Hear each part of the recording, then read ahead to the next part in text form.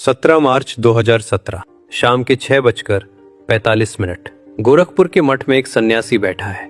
अचानक फोन बजता है। दूसरी तरफ आवाज है अमित शाह की। वो कहते हैं, कल सुबह आपको दिल्ली आना है और फिर वहां से सीधे लखनऊ जाकर मुख्यमंत्री बनना है। उस एक कॉल ने भारत की राजनीति को रातों रात बदल दिया। लेकिन ये सन्यासी सीएम की कुर्सी तक पहुंचा कैसे? आज की कहानी उस लड़के की है जिसे दिल्ली में नौकरी नहीं मिली, जिसने चुपचाप अपना घर छोड़ दिया और जो किस्मत के ऐसे खेल में फंसा कि 22 करोड़ लोगों का मुख्यमंत्री बन गया। चलो वक्त में थोड़ा पीछे चलते हैं। 5 जून 1972 के दिन उत्तराखंड के पौड़ी गढ़वाल जिले के पंचूर गांव में एक लड़का पैदा हुआ। नाम रखा गया अजय। पिता आनंद सिंह बिष्ट एक सरकारी फॉरेस्ट रेंजर थे। घर में सख्त अनुशासन था। 7 भाई बहनों के परिवार में अजय दूसरे नंबर का बेटा था। पहाड़ों की वो जिंदगी बिल्कुल सीधी सादी थी। सुबह उठना, स्कूल जाना और पहाड़ों की पगडंडियों पर खेलना। उस वक्त किसी ने सपने में भी नहीं सोचा था कि ये शांत सा दिखने वाला पहाड़ी लड़का एक दिन देश के सबसे बड़े सूबे की सत्ता चलाएगा। अजय की जिंदगी बिल्कुल नॉर्मल ट्रैक पर चल रही थी। 12वीं की पढ़ाई पूरी करने के बाद अजय ने आगे की पढ़ाई के लिए कोटद्वार के पीजी गवर्नमेंट कॉलेज में ग्रेजुएशन में एडमिशन ले लिया। यहीं से अजय की जिंदगी में पहला बदलाव आना शुरू हुआ। पहली बार वो लड़का घर से बाहर निकला था। कॉलेज की खुली हवा लगी और साथ ही चस्का लगा राजनीति का। प्रमोद रावत नाम के एक स्टूडेंट के कहने पर अजय ने आरएसएस के छात्र संगठन एबीवीपी को ज्वाइन कर लिया। उसके अंदर कुछ करने की, कुछ जीतने की एक अजीब सी भूख थी। साल 1992 आते आते अजय ने कॉलेज स्टूडेंट यूनियन के सेक्रेटरी पद पर चुनाव लड़ने की ठान ली। वो इलेक्शन लड़ना चाहता था, लेकिन एबीवीपी ने उसे टिकट नहीं दिया। लेकिन ये लड़का हार मानने वालों में से नहीं था। अजय को चुनाव लड़ने का इतना जुनून सवार था कि वो निर्दलीय ही चुनाव में खड़ा हो गया। उसे लगा था कि लोग उसे अपना नेता चुनेंगे। लेकिन जब नतीजे आए तो अजय की बहुत बुरी तरह हार हुई। वो पहले या दूसरे नंबर पर नहीं, बल्कि सीधे 6ठे नंबर पर आया। ये अजय के लिए एक बहुत बड़ा और कड़वा झटका था। इस हार के बाद अजय ऋषिकेश चला गया और वहां के पंडित ललित मोहन शर्मा कॉलेज में एमएससी मैथमेटिक्स में एडमिशन ले लिया। वो जिंदगी में कुछ बड़ा करना चाहता था, लेकिन हर दरवाजा बंद नजर आ रहा था। और फिर आया साल 1993। अपनी पढ़ाई पूरी करने के बाद नौकरी की तलाश में अजय दिल्ली आ गया। उसने खूब धक्के खाए, लेकिन उसे कहीं कोई नौकरी नहीं मिली। वो इस बड़े शहर में बिल्कुल अकेला था। जब में पैसे खत्म हो रहे थे और भविष्य एकदम धुंधला था। उसे समझ नहीं आ रहा था कि जिंदगी किस तरफ जा रही है। लेकिन तभी किस्मत ने एक ऐसा पासा फेंका जिसने अजय की पूरी कहानी ही पलट कर रख दी। इत्तेफाक से उन्हीं दिनों गोरखपुर मठ के महंत अवैधनाथ अपना इलाज करवाने के लिए दिल्ली के एम्स अस्पताल में भर्ती थे। अजय के पास कोई पक्की नौकरी तो थी नहीं, इसलिए वो महंत अवैधनाथ की देखभाल करने के काम में लग गया। एम्स के उस शांत कमरे में एक भटके हुए बेरोजगार नौजवान और एक बड़े सन्यासी के बीच गुरु और शिष्य का वो रिश्ता बनना शुरू हुआ जो आगे चलकर भारत का इतिहास बदलने वाला था। महंत अवैधनाथ ने अजय के अंदर की वो बेचैनी और आग देख ली थी। उन्होंने बातों ही बातों में अजय से कहा कि वो गोरखनाथ मठ से जुड़ जाए। उस वक्त अजय के सामने 2 रास्ते थे। या तो वो एक आम आदमी की तरह पूरी जिंदगी नौकरी ढूंढता रहता, या फिर सब कुछ पीछे छोड़ देता। और अजय ने दूसरा रास्ता चुना। नवंबर 1993 में बिना अपने घर वालों को कुछ भी बताए अजय चुपचाप गोरखपुर पहुंच गया। उसने अपनी मां को नहीं बताया, अपने पिता को नहीं बताया। घर वालों को यही लगा कि उनका बेटा अभी भी दिल्ली में नौकरी ढूंढ रहा है। महीनों बीत गए और फिर एक दिन उनके घर एक अखबार पहुंचता है। उस अखबार में एक खबर छपी थी और उस खबर को पढ़कर अजय की मां के पैरों तले जमीन खिसक गई। परिवार को उस अखबार से पता चला कि उनके बेटे ने सिर्फ घर नहीं, बल्कि पूरी सांसारिक दुनिया ही छोड़ दी है और वो सन्यासी बन चुका है। ये खबर सुनते ही अजय के माता पिता बदहवास हालत में गोरखपुर मठ भागे। वहां जब उन्होंने अपने बेटे को सन्यासी के भगवा कपड़ों में देखा तो वो हैरान रह गए। उन्होंने अजय के बाबा बनने का बहुत विरोध किया। एक माँ कैसे अपने जवान बेटे को सब कुछ छोड़कर भगवा कपड़ों में देख सकती थी? लेकिन अजय अब वो पुराना अजय नहीं रहा था। उसने साफ कर दिया कि वो अब लौटकर वापस नहीं जाएगा। आखिर में बहुत समझाने के बाद हार मानकर परिवार को झुकना ही पड़ा। सन्यास की सबसे कठिन परंपरा अभी बाकी थी। कुछ महीनों बाद वो अपने पैतृक गांव पंचूर वापस गए, लेकिन एक बेटे के रूप में नहीं, बल्कि एक सन्यासी के रूप में। नाथ परंपरा के मुताबिक उन्हें अपनी ही मां के दरवाजे पर जाकर भिक्षा मांगनी थी। दुनिया में इससे मुश्किल काम शायद ही कोई हो, जब कोई अपनी सगी मां के सामने भिक्षा के लिए हाथ फैलाए और हमेशा के लिए दुनियावी रिश्ते तोड़ ले। उस दिन के बाद से उनके परिवार के लोग भी उन्हें सम्मान से महाराज जी बुलाने लगे। अजय सिंह बिष्ट हमेशा के लिए पीछे छूट गए थे और जन्म हुआ था योगी आदित्यनाथ का। लेकिन योगी जी अभी सिर्फ एक सन्यासी थे, उनका राजनेता बनना अभी बाकी था। ये वो दौर था जब गोरखपुर और पूर्वांचल की राजनीति में बाहुबलियों का दबदबा था। हरिशंकर तिवारी और वीरेंद्र प्रताप शाही जैसे नेताओं की तूती बोलती थी। लेकिन साल 1996 में कुछ ऐसा हुआ जिसने गोरखपुर को उसका नया और सबसे दमदार नेता दे दिया। गर्मियों के दिन थे। गोरखनाथ मठ के महाराणा प्रताप इंटर कॉलेज के कुछ छात्रों का गोरखपुर के गोलघर बाजार में दुकानदारों से झगड़ा हो गया। बात इतनी बड़ी कि पुलिस ने छात्रों को हॉस्टल तक खदेड़ा। उस वक्त छात्रों के समर्थन में जो चेहरा सबसे आगे खड़ा हुआ वो योगी आदित्यनाथ जी का था।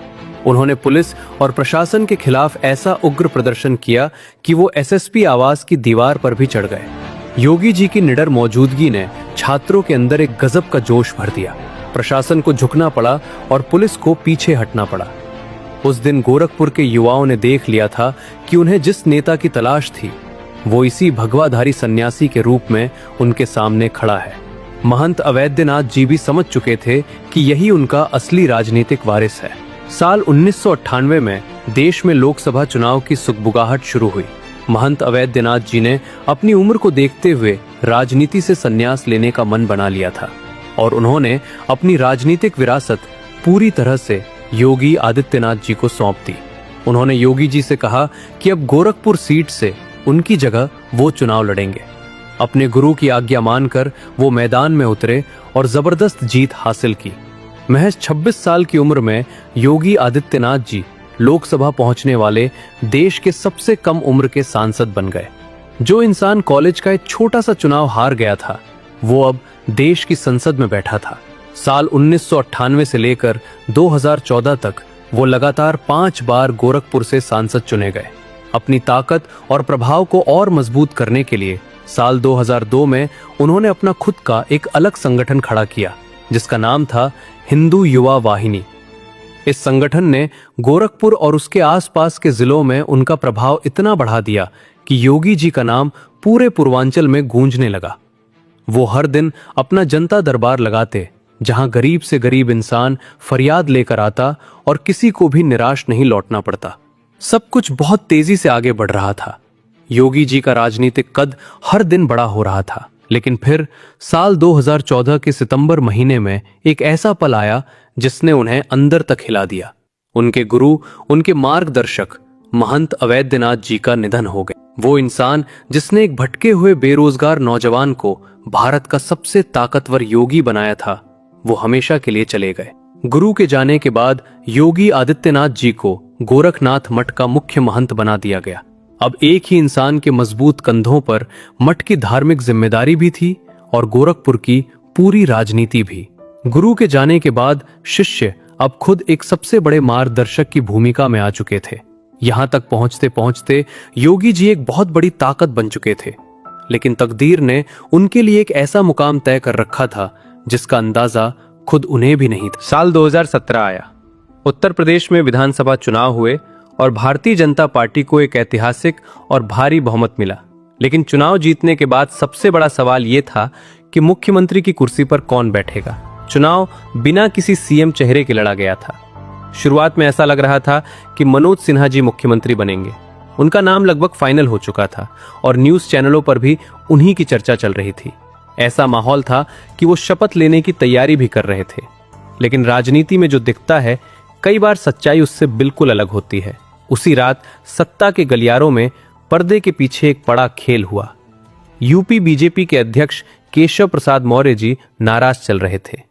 इसी बीच राष्ट्रीय स्वयंसेवक संघ यानी आरएसएस ने योगी जी के नाम पर अपना पूरा समर्थन दे दिया।